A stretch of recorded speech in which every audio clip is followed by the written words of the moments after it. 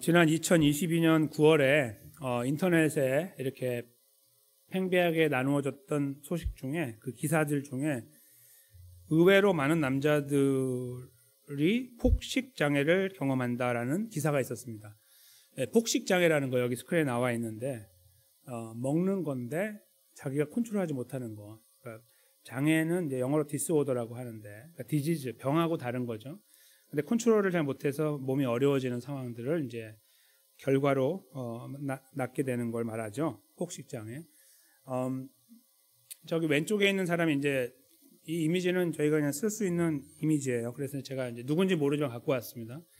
근데 좀 몸이 나신 분인데 이 남자분이 이제 피자를 이렇게 먹는 그런 모양이에요. 이제 많이 먹는다는 걸 보여주기 위한 그것인데 폭식이라는 것이 어떤 거냐 이미지를 이제 저렇게 찾을 수가 있는데요. 이 그 기사에서 하려고 하는 말이요. 이제 원인이 도대체 무엇이냐 하는 것 첫째. 둘째는 그것을 어떻게 극복할 수 있는가라는 이 두 가지를 제시하고 있어요. 그런데 이제 그 MD라고 하는 이제 인터넷의 의료 그 정보들을 수집해서 기록해 놓는 그 웹사이트가 있거든요. 미국 웹사이트인데 거기에서 나온 이야기들을 이제 바탕으로 쓰게 된 거예요. 이 기사가.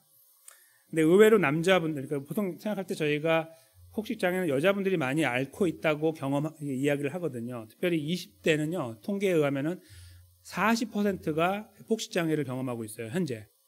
20대 젊은, 가장 그 몸 관리를 잘 하는 그때잖아요, 20대가 보통. 그때 저걸 많이 경험한다, 이제 그거예요. 그래서 보편적인 생각에는 여자분들이 많이 경험하겠지라고 생각하는데 이 기사는 no, 남자들도 똑같다. 그렇게 이제 이야기를 하는 거예요.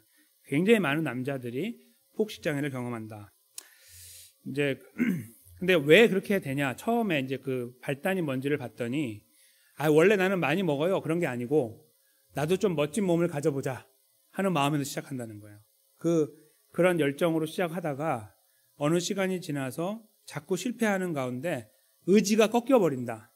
의지가 꺾이는 순간에 완전히 망가진다. 이제 그런 거예요. 그러니까 처음에는 나도 좀 건강하게 좀 멋진 몸을 갖고 살아야지 이렇게 했다가 그것이 무너져 나가는 가운데 저 장애로 이렇게 달려가게 된다 하는 게 이제 그 원인에 대한 골자였어요. 이제 그 미국의 섭식 장애 협회라는 거 있어요. 근데 그 National Eating Disorder Association이라는 게 있어서 이런 것들을 다루는 그런 협회거든요. 거기에서 이제 이 폭식 장애로 가는 남자들 특별히 어떤 이유 때문에 가는지 잠깐 설명을 이렇게 썼어요. 비슷한 시간대에 대부분의 사람들이 먹는 것보다 더 많이 먹어요. 자기도 모르게 먹고 있는데 옆에 사람하고 같이 보면 이 사람은 3개 먹는데 난 4개 먹고 있다 이거예요. 자기도 모르게. 그 다음에 먹는 양이 통제가 되지 않는다. 처음에는 그렇게 이제 하다가 나중에 자꾸 더 먹게 되는 거. 그 다음에 배가 부르거나 고프지 않는데도 먹는다. 이게 폭식장애예요. 그러니까 배가 부르거나 고프지 않, 배가 불러도 먹고, 다른 말로 바꾸면 배가 고파도 먹고, 그런 말이죠. 그 다음에 폭식을 할 때는 빨리 먹는다.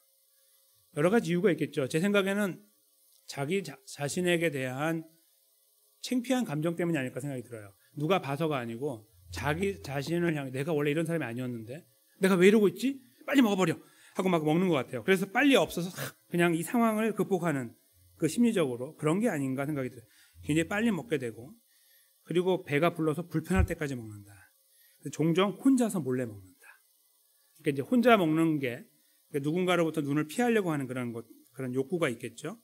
그 다음에 다이어트를 자꾸 하는데 자꾸 실패하니까 했다, 중단했다 이를 반복하는 그런 상태에 빠지고 있다.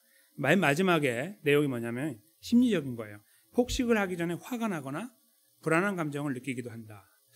이게 이제 그 협회에서 찾아낸 원인들이에요. 처음에 그리로 가는 사람들이 갖고 있는 행동과 마음 자세입니다.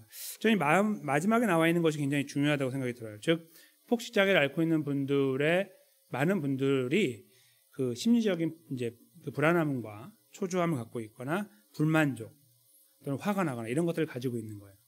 그런 거 있잖아요. 나는 화가 나면 많이 먹어요. 이렇게 하는 분들이 계시잖아요. 이제 물론 그분들이 폭식장애라고 말할 수는 없어요. 폭식하고 그 거식 많이 드시는 거하고 다르기 때문에 저희가 함부로 말할 수는 없는데 이제 여하튼 완전히 스트레스가 많이 있을 때 이제 먹음으로 해결하는 분들 계시거든요. 이제 그분들 중에는 어떤 분들은 이 폭식 장애에 해당될 수도 있다. 그런 말씀입니다. 심리적인 것이 굉장히 많이 작용을 하고 있다는 거예요. 근데 이걸 해결하기 위한 방법으로 이제 이 협회에서 제공하는 방법이 있어요. HAES라고 하는 Health at Every Size라고 하는 이제 모델이 있어요. 이제 어떻게 이걸 극복하냐? 나름의 방법을 제시했는데 그게 뭐냐면 자신의 신체 사이즈를 받아들여라. 먼저 이거예요. 그러니까 폭식 장애를 앓고 있는 분들 중에는 이제 몸이 많이 이렇게 크신 분들이 옆으로 크신 분들이 이렇게 있잖아요. 그러니까 근데 일단 그 상황을 많은 분들이 부정한다는 거예요. 나는 아니에요. 나는 아니에요. 근데 그러지 말고 일단 받아들이라. 이렇게 다른 사람과 비교했을 때 그렇구나라고 먼저 받아들이라는 거예요. 그 다음에 몸이 보내는 신호가 있는데 그걸 귀를 기울이라. 먹고 있는데 배가 부른 것 같은데 무시하고 그냥 먹어야 돼 나는 하고 먹고 이렇게 하는 거 있잖아요. 그러니까 뭔가 몸에서 이렇게 신호가 오는 걸 무시하지 말아라. 두 번째고, 세 번째는 좋은 습관을 들여서 이제 특별히 운동하는 것을 어떻게 해든지 뭐 대단한 운동이 아니라고 해도 하고 음식 이렇게 좀 먹을 때 좀 조심해라. 이제 그런 것들이 세 번째고, 마지막은 이거예요. 사람마다 체형의 다름을 인식하라. 즉 이제 그 세 번째 단계까지 이렇게 열심히 하는데 몸에 변화가 없잖아요. 그럼 우리가 이제 실망하고 그만하게 되잖아요. 그때 이걸 기억하라 이거예요. 당신과 저 사람은 다르다. 처음에 비교할 때 저 사람과 내가 비교하니까 내가 좀 몸이 비대한 것 같으니까 내가 좀 줄여야겠구나 하는 것을 생각하는 거하고 다른 거예요. 마지막에 있는 건. 이건 뭐냐면 열심히 내가 하고 있는데 아무리 해도 변화가 일어나지 않을 때 나는 잘못된 건가? 나는 망하는 건가? 이렇게 생각하지 말고 저 사람하고 나는 달라. 나는 좀 이게 몸이 천천히 만들어지는 거지. 스스로 자기 자신에 대해 자신감을 가지고 이 상황에서 비교 가운데 무너져 내리지 말고 나 자신을 지탱해 나가야 된다. 이것이 네 번째 방법이에요. 저는 이 방법에 100% 동의하진 않지만, 그리고 이것이 100% 효과적이고 완전하다고 생각하지 않지만 굉장히 중요한 사실을 저희들에게 말해주고 있다고 생각해요. 이 폭식 장애를 경험하는 분들에게. 일단은 너 자신을 알아라 이거죠.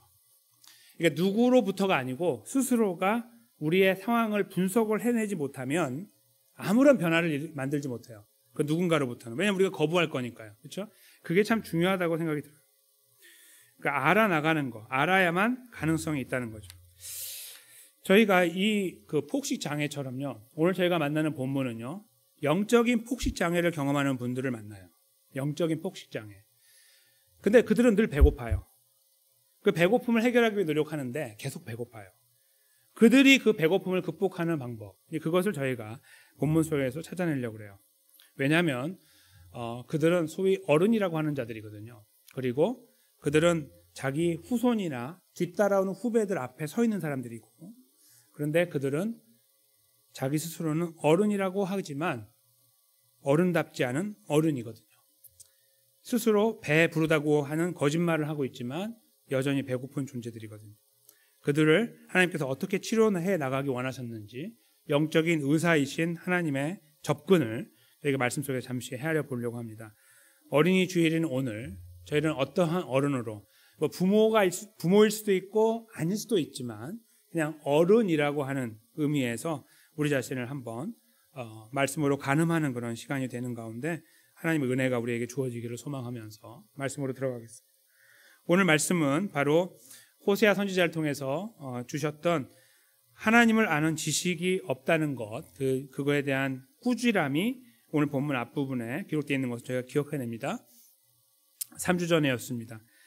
저는 그때 그 말씀을 선포하고 나서 어떤 분으로부터 제가 그 설교를 주는데 큰 마음의 요동이 있었습니다라고 하는 그 감회를 들었어요.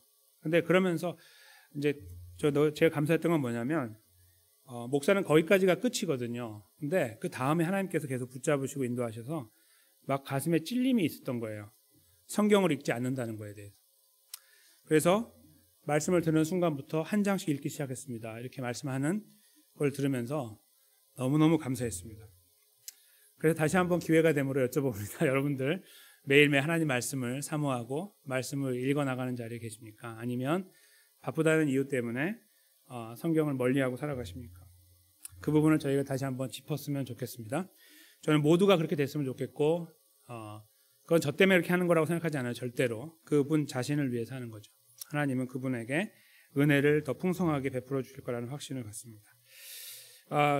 바로 그 지식, 하나님의 말씀을 통해 얻는 지식이 없다는 것이 이제 상황을 계속 이어가고 있는 거예요. 이스라엘에는 그 지식이 없었다. 6절이죠. 그래서 그것 때문에 어떻게 된다고 하냐면 망한다고 말씀하시죠. 여기 망한다는 건 영어로 destroy, 파괴되는 거예요. 부서져 버리는 거. 그냥 내가 일이 잘 안 됐어 이런 게 아니라 완전히 박살나 버리는 걸 말하는 거예요. 정확하게 말하면. 그러니까 지식이 없어도 완전히 박살나 버린다 하는 말이에요. 그런데 그 지식이 왜 없냐 했더니 지식을 버렸기 때문이다. 그렇게 표현하죠. 여기서 말하는 너는요, 이스라엘 백성들이 아니고 그들의 지도자인 제사장들을 말해요. 바로 앞절에 나오거든요. 제사장들이 하나님을 향한 지식을 먼저 버려버렸어요. 그러니까 가르칠 만한 것이 머릿속에 남아있지 않으니 가르치지 못하니 백성들이 하나님을 향한 지식을 갖지 못하게 된다. 이런 논리예요. 그렇죠? 그랬더니 하나님께서 그들을 향해서 벌을 내리신다. 첫째는 제사장이 되지 못하게 하고, 둘째로는 그 자녀들을 다 망각해버리겠다. 너가 내 말씀을 망각했으니 나도 너를 망각해버리겠다. 이렇게 말씀하는 거죠. 이것은 하나님께서 갖고 계시는 마음을 표현하는 것인데요. 영원한 것을 말하는 것이 아니라 임시적인 벌을 말해요. 임시적인 벌.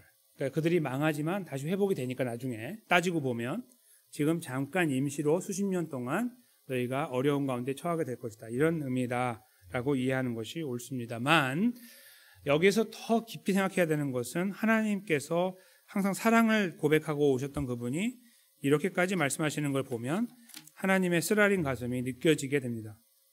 얼마나 아프셨으면, 오죽하셨으면 이렇게 표현하실까. 내가 너희를 몽땅 다 잊어버리고 너는 더 이상 내 제사장이 되지 못한다라고 말씀하셨을까. 이 마음을 저희가 잠깐 헤아려 봤으면 좋겠습니다. 그리고 나서요, 이제 그 형벌이 이제 계속 이어져 나가는데, 그러니까 하나님 주신 형벌의 전체 내용은 이제 10절까지인데, 그 가는 동안에 이거 먼저 주고 저거 주고 그런 게 아니라 같은 건데, 이제 그 내용을 좀 상세하게 표현하고 계시는 거예요. 그게 뭐냐면 7절에 번성할수록 내가 그들의 영화를 변하여 욕이 되게 하리라. 이게 원래요, 조금 빠져있는 부분이 있어요. 번역이 되면서 한국어로. 저는 한국어 성경이 잘못됐고 번역을 다시 해야 구원받습니다. 그런 말씀 드리는 게 아니에요. 지금 말씀으로 구원 얻기에는 아무런 변함이 없이 충분합니다만 중간에 가끔씩 그런 부분이 생겨요. 여러 가지 이유 때문에. 근데 여기서도 이게 원래는 이렇게 돼 있는 거예요. 그들이 번성할수록 나를 향해 더 죄를 짓는다. 그게 원래 쓰여 있는 말이에요. 아시겠죠? 그러니까 저 지식이 없으므로 그들이 이루어지는 행태가 어떻게 되냐면 그들이 성장하면 성장할수록 하나님을 향해 더 등을 지고 더 죄를 짓고 있다. 그런 말씀입니다. 그래서 그 뒤로 이어지는 게 내가 그들의 영화를 욕이 되게 하겠다. 그들에게 수치가 되게 하겠다. 그렇게 쓰고 계시는 거예요. 자기 스스로가 그 자리에 올라갔고 그리고 번성을 누리고 있다고, 번영하고 있다, 크고 있다라고 생각하고 있는 그들에게 하나님께서 그 모든 커 있는 그 영화로운 것들을 수치로 바꾸시겠다 하는 것입니다. 지금까지 이스라엘이 이루어왔던 것들을 다 말하는 것이겠죠. 우리가 여기에 집을 짓고 살고 있고 성을 지었고 우리가 나라로 큰 나라가 되었고 이 모든 것들을 말하는 거예요. 본인들이 했다고 생각하는, 하나님은 그것을 가지고 그들을 벌하시겠다는 것입니다. 그리고요, 8절에 보면은 아주 황당한 이야기가 나오죠. 그들이 내 백성의 속죄 제물을 먹고 그 마음을 그들의 죄악에 둔다. 이 말은 그냥 그 자체로 이해가 되지만 여기서 좀 더 정확하게 말씀을 드리면 그들이 이스라엘 백성의 죄를 먹는 거예요. 속죄제를 먹는 게 아니고 그들의 죄를 먹고 그리고 그들의 죄에 대해 탐욕을 가진다라는 말이에요. 이게 잘 보세요. 제사장들은 죄를 지은 이스라엘 백성들이 제물을 갖고 오면 그것을 그들 앞에서 잡아서 피를 흘리고 태워서 죄를 사하는 프로세스를 쫙 진행하죠. 끝자락에서 이제 그들은 편안한 마음으로 돌아가요. 죄가 용서받았다는 확신을 가지고. 제사장에게 이 과정을 지나고 나면 남는 것들이 있어요. 이런 넓적다리 같은 거, 이런 것들은 고기로 그대로 받아갖고 자기가 먹어요. 왜냐하면 돈을 벌 수가 없으니까. 이걸로 돈을 벌어. 이거 갖다 팔아서 돈으로 바꿔서 옷을 사고 이런 일을 하도록 하나님 제도를 아예 만들어놨어요. 너희는 이렇게 해서 사는 거다. 그래서 그 과정 속에서 그들은 이렇게 살아오는데 그들이 이 죄를 회개하러 오는 사람들이 많으면 많을수록 어떻게 되죠? 산술적으로 부자가 될 수 있어요. 그렇죠? 잘못된 생각인데도 여기서 저게 표현이 뭐냐면 정확하게 말하면 그래 이 사람 A라는 사람이 어제도 왔는데 오늘 또 오네. 아유 어서 와요 하고 제사를 쫙 지내고 나서 챙기고 내일 또 와. 아 땡큐 이렇게 챙기는 거예요. 그래서 이 A라는 사람 때문에 여기 넓적다가 이게 쌓여가요. 그걸 말하는 거예요. 즉 이들에게 길을 가르쳐가지고 야 다시는 그렇게 하지 마라고 그들에게 엄포를 놓고 그들을 인도해야 되는 그들이 입을 딱 다물고 하는 일이 뭐냐면 기계적인 과정을 통해서 자기가 부를 축적해 나가는 거예요. 이거는 뭐 그들이 부요하게 됐다 그 문제가 아니고 이 과정이 굉장히 우습다는 거예요. 그 길에 서지 않기 위하여 그들을 가르치고 그들의 길에 애통해야 되는데 너무나 기계적으로 바뀌어가지고 얼코니 어서 와 받아놓고 생기는. 그러면서 그 마음속에 뭐가 생기냐면 지금 그 8절 뒷부분인데요.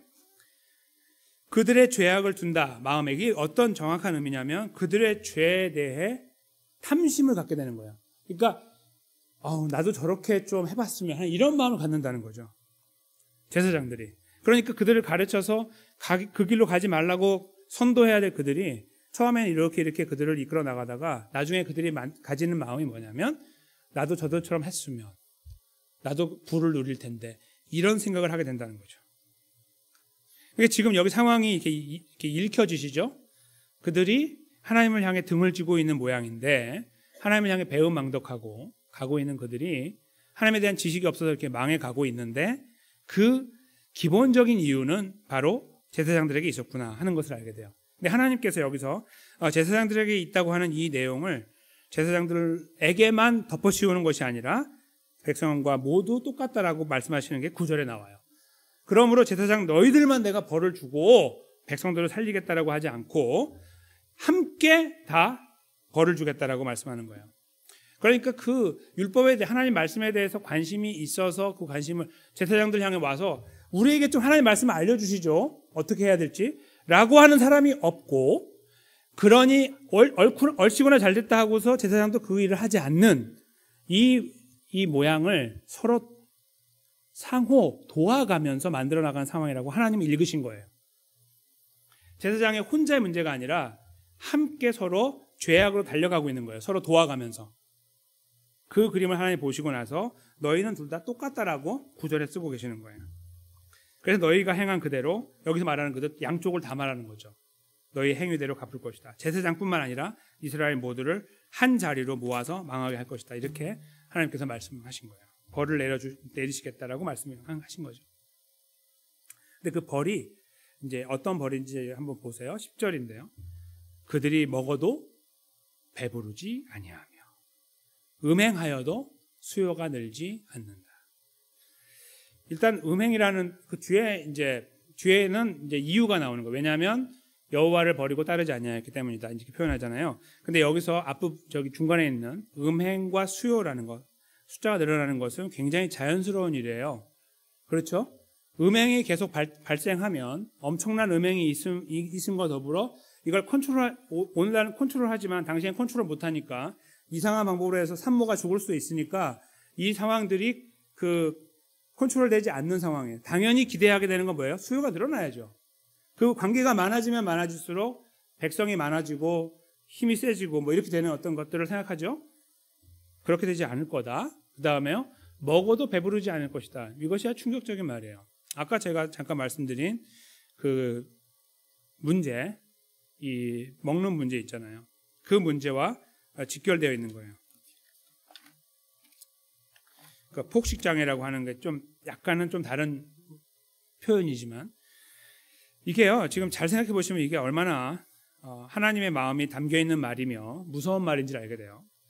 지금 이스라엘 백성들이 하나님만 붙잡고 가는 게 아니라 다른 신을 붙잡고 가고 있는데 그렇게 둘을 붙잡거나 셋을 붙잡거나 넷을 붙잡고 가고 있는 그들의 마음 속에는 하나님은 그냥 전통적인 하나님이고 조상들의 하나님이니까 일단 붙잡아 놓고 있는 거예요. 오른발로 딱 하나 눌러놓고 있는 거예요. 이렇게 눌러놓고 이쪽 왼손과 두 손과 이쪽 발은 이쪽에서 막 이렇게 하고 있는 거예요. 그런 모양이라고 보시면 되겠죠. 그런 형태 속에 그들이 추구하는 게 뭘까요? 딱 한마디로 하면 배부름이에요. 왜 그들이 그 모양으로 삽니까? 배부르고 싶으니까. 좀 다른 말로 하면 더 가지고 싶으니까, 좀 다른 말로 더 이루고 싶으니까, 다른 말로 성공하고 싶으니까, 더 행복하고 싶으니까, 이런 것들이 쭉 따라 나와요. 같은 거예요, 전부. 하나로 모으면 배부름이에요. 배부르고 싶어서 그래요. 그러니까 그들이 그렇게 노력을 하면 시간이 가면 갈수록 이 다른 신들로부터 복이 와서 하나님이 주지 못하는 것들 여기서 받아가지고 내가 이 잡신과 더불어 살면서 복을 누려서 어느 정도 내가 성공이라는 자리에 딱 올라가게 될 것. 요걸 예상하는 거죠. 근데 그 끝자락에서 하나님이 말씀하시는 거예요. 절대로 배부르지 않아. 먹어도 배부르지 아니할 거야. 라는 것을 말씀하는 거예요. 그들이 추구한 그것이 하나님에 의해서 막힌다는 거예요. 그들이 아무리 다른 걸 추구해 나가도 하나님은 그걸 다 컨트롤 하시니까 결국은 그들이 계속해서 배고픔의 자리에 서게 만드신다는 겁니다. 그들이 추구했던 것들을 이루지 못하게 하시고 그래서 거기에서 그들은 좌절하게 되는 거예요. 음행이라는 과정은 물론 그들이 하나님을 떠난 모양이라고도 볼 수 있죠. 그러니 떠나서 내가 한번 해보려고 하는 그 모든 것들에서 그들은 아무것도 더 일어나고 더 성취하는 것들을 누리지 못하게 되는 거예요. 이런 모든 모양들이 여기 담겨 있는 거예요. 그러니까 하나님께서 그들이 이렇게 막 성장해서 뭔가 경제적으로 환경적으로 더 나아지는 것들을 보면서 그래 그거는 알아서 하고 내가 다른 걸 내가 벌을 줄게 이렇게 할 수도 있죠. 물론 그럴 수도 있어요, 하나님이. 근데 여기서 특별히 이 부분에서는 너희가 지금 추구하고 있는 바로 그 문제에 내가 개입해서 그렇지 않다는 것을 내가 보여줄게 라는 말씀입니다. 그리고 실제로 이스라엘은 저렇게 완전히 박살나버렸죠. 완전히 박살났어요. 어떻게 박살났냐면 이렇게 북쪽 그 아수르로부터 망한 다음에 하나님께 다 섞어버렸어요. 유다는 나중에 더 한참 후에 이제 망하게 되지만 그들은 그 민족성을 지킬 수 있도록 했어요. 하나님께서 그 바벨론 느부갓네살 왕을 컨트롤해서 정책을 그렇게 폈어요. 근데 북쪽은 다 섞어버렸어요. 더 이상 그 민족이 살아나지 못하게 완전히 말살하기 위해서 섞어버렸어요. 그러니까 박살난 게 맞죠, 그렇죠? 그러니까 여기서 말하는 먹어도 배부르지 아니하고 음행하여도 수요가 늘지 않는 이 모든 현상들이 이제 그들의 걸음 속에서 하나님의 손에 의해서 이루어지게 돼요. 이것이 하나님께서 계획하신 그들을 향한 벌이고 그들은 정말 다 잃은 줄 알았는데 다 잃어버리는 완전히 바닥 저 밑에 근원까지 다 상실해버리는 데까지 가게 됩니다. 하나님께서 이 과정을 통해서 말씀하고 싶으신 것이 무엇일까요? 앞부분에 나와 있어요. 뒷부분에도 있지만 여호와를 버리고 따르지 않았다. 앞부분에도 하나님을 향한 지식이 없기 때문이다. 이렇게 하나님이 못을 받고 계시는 겁니다. 어떤 의미에서요? 이들이 살아가고 있는 삶에서 그들은 어른이고 이제 이스라엘 그 사회 안에서 어른이고 뭔가 조상일 수도 있고 아니면 뭔가 좀 더 앞에 나가고 있는 선각자일 수도 있어요. 이렇게 내가 하나님은 오른발로 딱 눌러놓고 움직이지 못하게 왼손과 오른손으로 이렇게 해봤더니 잘 되더라 이렇게 말할 수 있는 사람들이에요. 그러니까 그들의 눈에 보면 저 사람은 상당히 잘 피해가면서 잘 사네. 저렇게 한번 해볼까? 라는 것들을 모두에게 많은 후손과 후배들에게 나누어 줄 수 있는 사람들이 팽교해요. 그들은 스스로가 자기가 어른이라고 말하고 나이도 어른일 수 있고 그리고 이루어왔던 걸 통해서 스스로 떵떵거리고 말할 수 있을 것입니다. 그게 바로 당시의 풍조였어요. 이 호세아가 이렇게 말하는 거 아무도 듣지 않아요. 이거 듣고서 누가 기도하면 그래요? 회개해야겠네 이런 사람 없어요. 그냥 혼자 하는 거예요. 그러니까 얼마나 고독한 걸음을 걷고 그들이 얼마나 망가졌는지를 느낄 수가 있잖아요. 다 그렇게 사는 겁니다. 다 만족하고 있다고 말하고 살고 있어요. 그 상황을 저희가 이렇게 눈여겨보면 지금 그 이스라엘 상황 속에서 진정한 어른은 없다 하는 것을 알게 돼요. 나이가 많은 게 어른이 아니에요. 나이가 많은 게. 하나님 지금 하시려고 하는 말씀은 나이의 고하를 막론하고 하나님에 대한 지식이 있느냐 없느냐로 어른을 평가하는 거예요. 진짜 어른. 앞서가 있는 자, 하나님을 경험한 자, 하나님을 누리는 자, 이런 자들을 하나님이 어른이라고 생각하고 계세요. 그런데 그들은 앞에서 어른인 척하지만 계속 배가 고파요. 하나님이 배를 고프게 하시니까 아무리 해도 배가 고픈 거예요.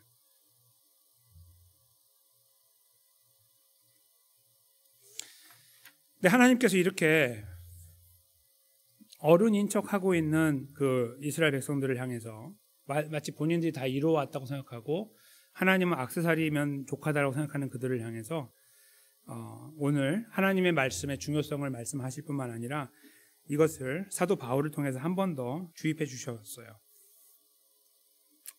에베소서 말씀인데요. 잠깐 저희가 읽어보도록 하겠습니다. 4장 14절 말씀이죠. 앞에 있습니다. 이는 우리가 이제부터 어린 아이가 되지 아니하여 사람의 속임수와 간사한 유혹에 빠져 온갖 교훈의 풍조에 밀려 요동하지 않게 하려 함이라. 아멘.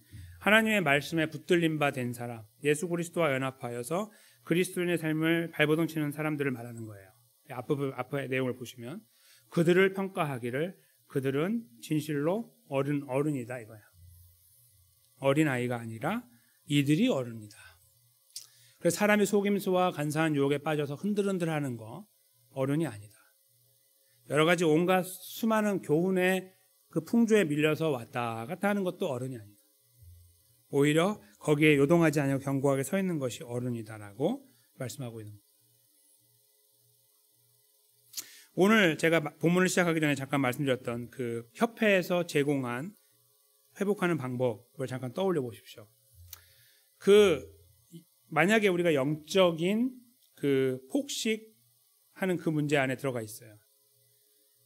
뭔가 추구를 하고 막 발버둥 치고 있어요. 뭔가 이렇게 하고 있는데 헛발질을 지금 하고 있는 거죠. 이렇게 뭔가 되는 것처럼 보이고 한 발짝 한 발짝 가는 것처럼 거기 하고 있을 때에 과연 누가 우리에게 우리 가는 길을 정확하게 일러줄까요?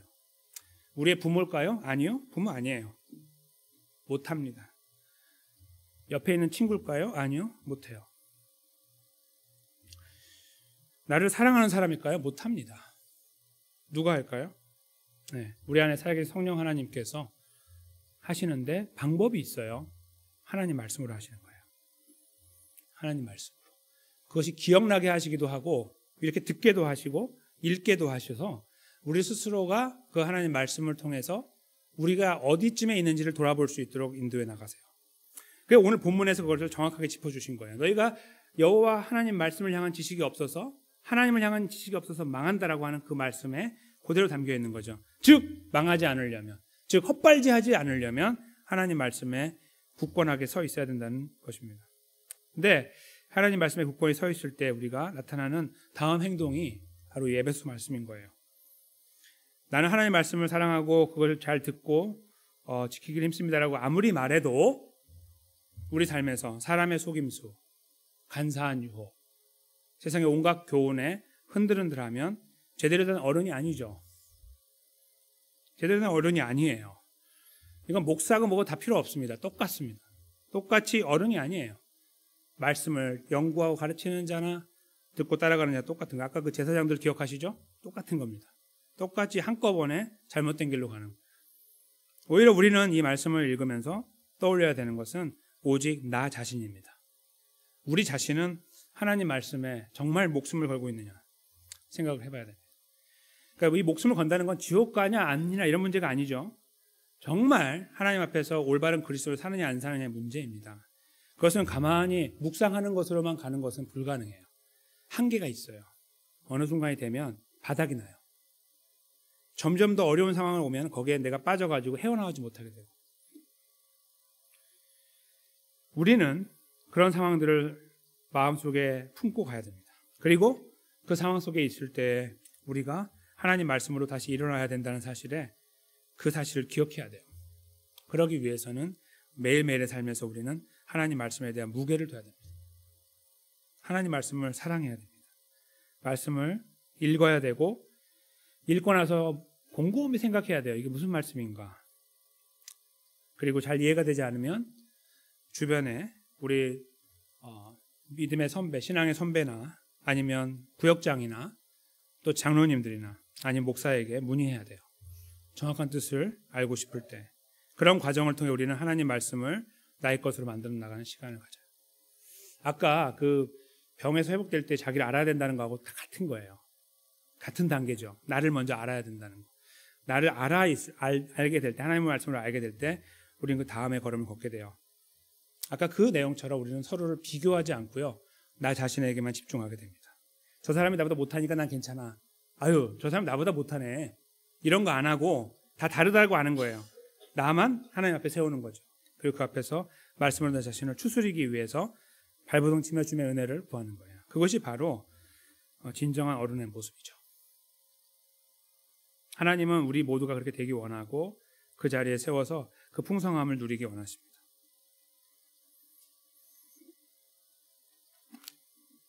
이때 저희가 이제 질문해야 될 것이 있습니다. 이 말씀 위에서 사실이 이러하다 하면 우리가 물어야 되는 우리를 향한 질문이 무엇일까요? 아까 그 방법하고 같은 겁니다. 우리는 어디쯤에 있습니까? 라는 질문입니다. 혹시 우리가 살아가는 삶에 이 추구하는 방향이 계속해서 이 세상의 것에 우리가 연연하고 걸어가고 있느냐? 그것이 내가 하나님의 백성으로 살아가는 것보다 더 중요해서 그런 어떤 순간들 내가 선택해야 하는 상황만 오면 항상 변함없이 세상을 택해버리는 그런 자리에 있을 수도 있습니다. 그렇죠? 거기서 고민하고 하나님의 은혜를 구하고 도움을 구하면서 극복하기 위해 발버둥 치다가 넘어지는 게 아니라 쉽게 넘어가면서 하나님은 발가락으로 살짝 눌러놓고 나머지 방법들에 내가 더 집중하며 살아갈 수 있다는 거예요. 이스라엘 백성들처럼 말이죠. 우리 자신을 한번 잠시 돌아볼 수 있는 시간이 필요할 것입니다. 우리는 어떠한 어른인가? 교회 안에서 여기 계신 분들은 대부분 어른이시고요. 그리고 후배들이 있습니다. 후손들이 있습니다. 가정을 보면 후손들이 있고 교회를 보면 후배들이 있어요. 우리를 바라보는 뒤를 따라오는 분들이 있습니다. 신앙적으로나 나이로 볼 때. 우리가 그들 앞에서 살아가는 이 걸음에 어쩌면 가정 안에서도 중요하겠죠. 부모의 살아가는 모습, 믿음의 사람으로 살아가는 그들의 모습이 도전이 되지 않을 수 있습니다. 나랑 똑같네 뭐.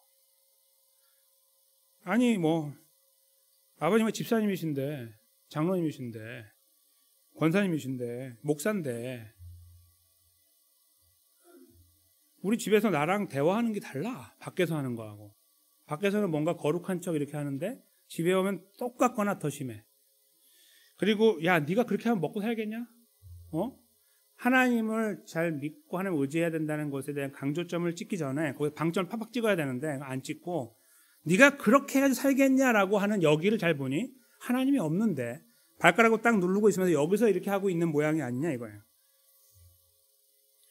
그러면 우리를 향해서 그들이 느끼는 생각은요. 저 배고픈 양반 이렇게 말하는 거예요. 아이고 얼마나 배고팠으면 저러냐.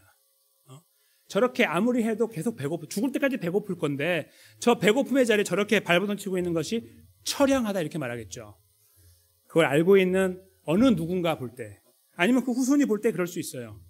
내가 볼 때 아버지 목사인데 내가 볼 때 아니야. 이렇게 말할 수 있는 거죠. 그걸 우리가 무시하고 짓밟고 가야 됩니까? 아니요. 가만히 있어봐. 이게 하나님이 주신 음성 아닌가 들어야 되죠. 누군가로부터. 아니면 우리 스스로가 먼저 깊이 묵상하는 가운데 나는 배고픈 어른이 아닌가라는 생각을 하게 돼요. 내가 여전히 내 가치관이 세상의 것에 물들어 있고 거기에 깊이 박혀 있어서 그 풍조에 왔다 갔다 하고 거기에서 오락가락하고 있는 여기는 아무것도 아니고 그런 모양으로 우리가 살아가고 있다면 하나님 앞에서 우리 스스로는 그런 존재라는 것을 확인해야 돼요. 나는 배고프구나.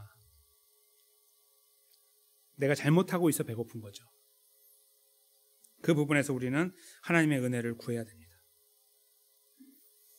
아까 우리 장로님 기도하신 것처럼 우리는 이 어린이 주일에 어린이들을 생각해 봅니다. 신앙의 유산을 전달하는 것의 중요성을 알고 있습니다. 그럼 어떻게 해요라는 또 다른 질문 앞에 우리가 냉철하게 서야 됩니다. 그냥 그건 말로 되는 게 아니고 그냥 여기서 대충 한다고 되는 게 아니죠. 어떻게 할 것인가가 중요합니다. 오늘 하나님은 우리에게 어떻게를 말씀하고 계신 거예요. 내가 바라보는 아버지는, 내가 바라보는 어머니는, 내가 바라보는 이 집사님은, 권사님은, 장로님은, 목사님은 내가 이렇게 슬쩍 봐도 고개가 숙여진다. 왜? 목사니까. 가 아니라 그 사람을 보면 뭔가 굉장히 스트러글을 많이 해. 이렇게. 굉장히 고민을 많이 하더라고. 아무것도 아닌데 나 같으면 그냥 쑥 할 텐데 그거 가지고 굉장히 힘들어하대. 그 사람. 그 다음에 저희들의 생각이요. 바뀌어요. 존경하게 됩니다. 저 사람이 진짜 어른이라고 말해요. 나이가 나보다 어려도 그래요. 저보다 어린 사람을 제가 봐도 와, 저 사람 정말 대단해. 이렇게 말하게 돼요. 바로 그것이 진짜 어른이에요. 성경에서 말하는. 배부른 어른이죠. 하나님의 배부름을 경험하고 있는 거예요. 분명히 별거 아닌 것처럼 보이는데 그가 그 걸어가는 걸음을 볼 때 가정의 달을 시작하는 5월 첫 번째 주일이죠. 여러 가지 모양으로 가정을 생각합니다. 아픔도 많이 있고 괴로움도 있고 즐거움도 있고 아니면 그런 정도로 이 가정이 이렇게 넓게 연결되지 않는 분들도 계세요. 그럼 우리 교회를 돌아보시면 됩니다. 교회 안에서 나의 삶, 서로 관계 속에서의 나의 삶 이런 것들을 떠올려 볼 때 우리는 어느 쪽에 어느 편에 서 있는지를 돌아볼 수 있는 기회가 돼요. 누구에게 보여주기 위한 것이 아니라 나의 삶의 가치 때문에 고민하는 거예요. 내가 잘 가고 있냐 못 가고 있냐를 나 스스로 돌아보고 내가 기왕 살 거 잘 살아야 되니까 그냥 성공이 아니고 잘 먹고 잘 사는 게 아니라 하나님 앞에서 내 삶을 더 가치 있게 만들어야 되니까 그것 때문에 고민할 수 있는 모양이 우리 안에 더 깊이 박히게 된다면 하나님이 먼저 기뻐하시고 영광을 받으시고 동시에 우리 주변을 우리를 바라보는 후배들과 후손들이 우리 연약한 삶을 통해서 위로를 받으며 나도 저렇게 가야 되는데 저 어른처럼 나도 무너져야 되는데 저렇게 한번 된통 당하고도 저렇게 주님만 의지해야 되는데 이러한 아름다운 그런 유산들이 우리 안에 풍성하게 세워져 나가고 그것이 나누어져 나가는 믿음의 공동체가 되지 않을까 생각합니다. 저는 그런 공동체를 우리가 꿈꿔야 된다고 믿습니다. 우리 가정도 그렇게 기도해야 된다고 믿습니다. 그렇게 가야 됩니다. 오늘 하나님의 말씀을 다시 귀 담아 들으면서 나는 배고픈 어른인가 아니면 배부른 어른인가 나는 어디로 가기 원하는가 어떻게 가기 원하는가 우리 이 부분들을 깊이 묵상하면서 하나님 아버지의 은혜가 우리 안에 주어짐을 경험하고 그 인도하심 속에서 우리 모두 배부른 어른의 자리에 감사한 어른의 자리에 힘있게 세워지는 은혜를 누리고 그 아름다운 유산들이 시온 장로교회 안에서 계속 흘러넘치는 그런 복된 걸음 속에 있으시게 되시기를 예수님의 이름으로 간절히 축원합니다.